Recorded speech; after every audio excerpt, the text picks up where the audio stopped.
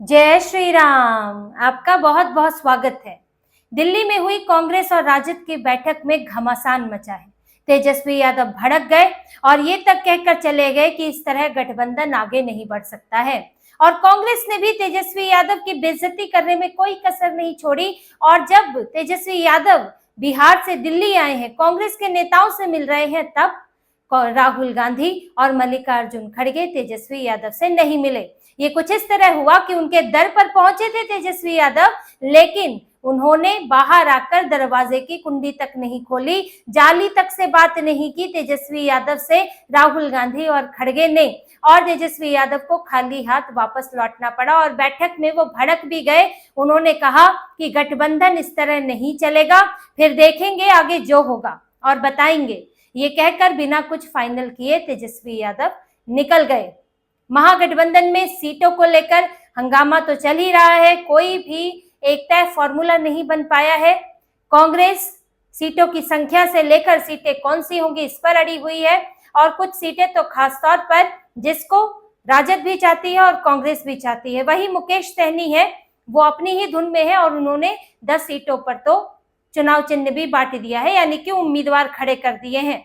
इसी को सुलझाने तेजस्वी यादव दिल्ली पहुंचे थे। दिल्ली में उनका केस भी था, आईआरसीटीसी स्कैम का केस था, जिसमें उनके ऊपर अब आरोप तय हो गए हैं और चार्जशीट दायर होगी। इसके बाद इन्हें कांग्रेस नेताओं से मिलना था। अब मिलने से पहले ही तेजस्वी यादव की अपनी स्थिति कमजोर हो गई। वो तो चाहते थे कि मैं सीएम चेहरे पर बात करूं, लेकिन अब एक चार्जशीट में नाम है, आईआरसीटीसी घोटाले में, लैंड फॉर जॉब घोटाले में तेजस्वी यादव का नाम बना हुआ है। तेजस्वी यादव ने ये दलील दी थी कोर्ट में कि हम तो नाबालिग थे जब जमीन शेयर हमारे नाम पर किए गए, लेकिन कोर्ट ने कहा कि 2004-05 में आप नाबालिग थे, लेकिन 2010 में जब ये शेयर ट्रांसफर हुए हैं, जमीन और शेयर, इसके जरिए इन लोगों ने खूब धांधली की है, तब आप नाबालिग नहीं थे, इसीलिए इस केस में ये केस आपके ऊपर भी चलेगा। तो उनकी दलील खारिज हो गई, जिसके बाद अब आरोप में इनका भी नाम है, इनके ऊपर भी चार्जेस है और चार्जशीट दायर होगी। अब जहां पिताजी पहले ही चारा घोटाले के में तो दोषी ही है, सजा पाए हुए हैं, मेडिकल ग्राउंड पर बाहर हैं, हालांकि कोर्ट में तो व्हील चेयर पर नजर आते हैं, लेकिन सुबह जब वॉक करने निकलते हैं तो वो खुद से ही चल लेते हैं, ऐसी उनकी तस्वीरें सामने आई हैं। लेकिन ये लोग पहुंचे थे कि इन्हें लगा था कि शायद मामले से जो है तेजस्वी यादव बाहर हो जाए, आरोप मुक्त हो जाए, लेकिन हुआ नहीं।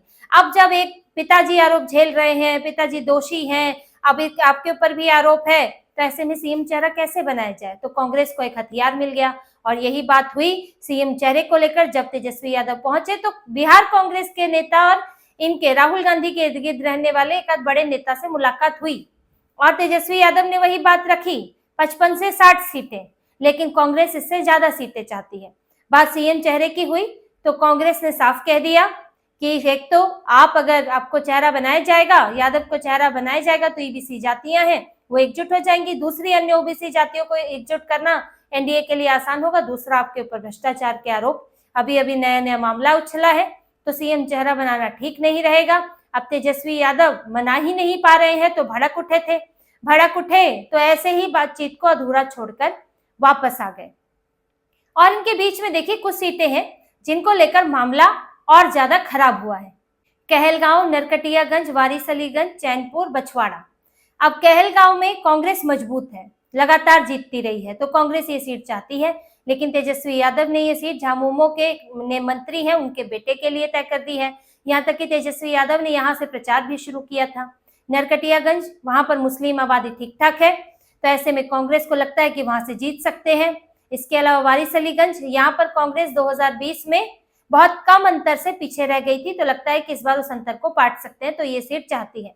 चैनपुर और बछवाड़ा को लेकर थोड़ा सहमति है, लेकिन बछवाड़ा पर मामला जो है वो कम्युनिस्ट पार्टियों के साथ अटका है। कांग्रेस अपने यूथ विंग के नेता को वो सीट देना चाहती है, तो यहाँ पर राजद के साथ इन सीटों पर बात नहीं बनती दिख रही है, और जब नहीं हुई तो तेजस्वी यादव गए। अब तेजस्वी यादव बिहार पहुंचे, पटना पहुंचे, तो वहां कुछ और ही हो गया था। वहां पर लालू यादव ने सिंबल बांट दिए कई नेताओं को। सिंबल बांटने का मतलब यानी कि उम्मीदवार बना दिया। अब जब तेजस्वी यादव पहुंचे, पहले ही महागठबंधन में झगड़ा चल रहा है, और अगर ये चीज बाहर जाती तो झगड़ा और बढ़ जाता।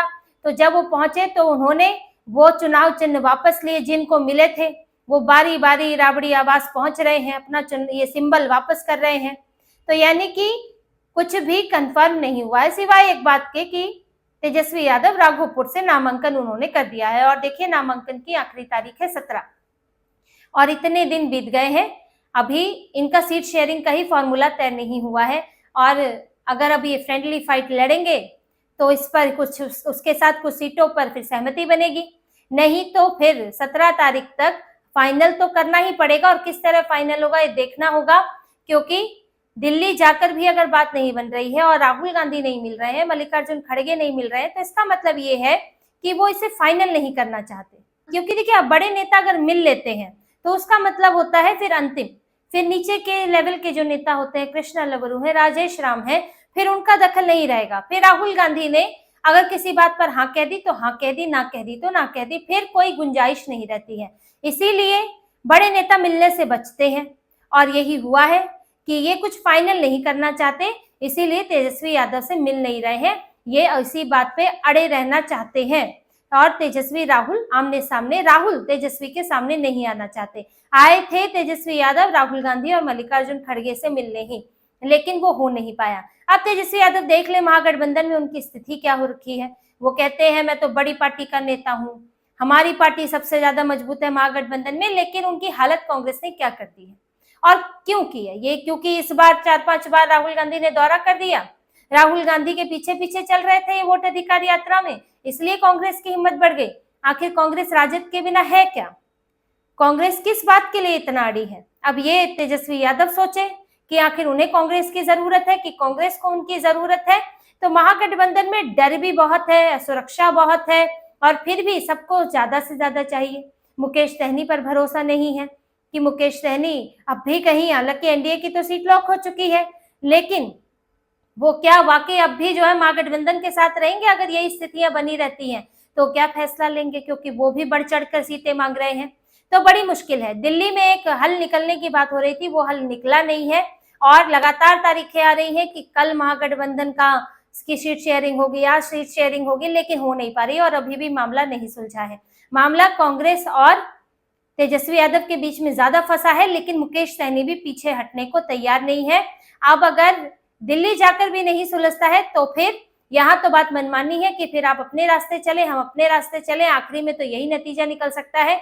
लेकिन तेजस्वी यादव की परेशानी बढ़ चुकी है, नामांकन की आखिरी तिथि नजदीक आ रही है, इनके उम्मीदवारों को नामांकन दर्ज भी करना है और वहीं कांग्रेस और मुकेश सहनी मानने को तैयार नहीं है। तो इसी तरह की और खबरें और विश्लेषण आपके लिए लाते रहेंगे। हमसे जुड़े रहिए, सब्सक्राइब कीजिए, कमेंट कीजिए। बहुत बहुत धन्यवाद। जय श्री राम।